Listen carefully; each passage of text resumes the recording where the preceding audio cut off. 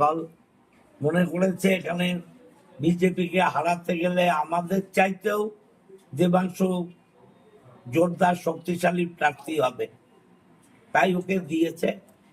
কথা বলার প্রয়োজন আছে নাকি? যেখানে দিদিমণি অভিষেক সিদ্ধান্ত নিচ্ছে, এরা দলের সর্বময় কর্তা, আমরা তো চুনোপুটির লোক, আমাদের সাথে কেন কথা বলবে বলুন? কোনো জায়গায় মনে হয়েছে যে আপনার খামতি ছিল এই বিধানসভায়? নিশ্চয়ই খামতি আছে, খামতি না থাকলে আমাকে দেবে না কেন? আমি যেটা মনে করছি খামতি নেই, ওরা মনে করছে খামতি আছে। কোথাও কি আবেগপ্রবণ হয়ে পড়ছেন? না না, কোনো আবেগের প্রশ্নই নেই, কোনো আবেগের প্রশ্ন নেই। ছেলেরা এসছে, মেয়েরা এসছে, কান্নাকাটি করছে, স্বাভাবিক।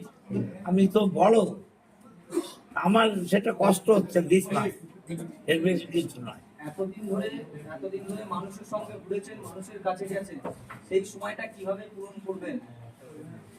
বই আছে, ক্লাব আছে, এই তো আমার সুইমিং ক্লাবের প্রেসিডেন্ট বাড়িতে এসে বসে আছে। ক্লাব করব, মাঠ করব, বই পড়বো, সময় কাটাবো, আর নিশ্চয়ই একদম তো বেকার হয়ে যাব না। যদি মনে করি আবার কোর্টে নামবো, প্র্যাকটিস করব।